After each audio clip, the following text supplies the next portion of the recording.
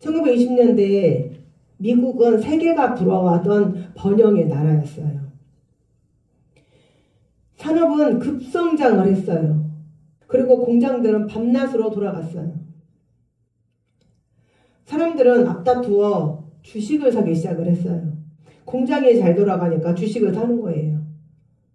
그래서 조금만 더 투자하면 더 부자가 되겠다는 기대감으로 많은 사람들이 주식 열풍이 전국을 뒤덮었어요.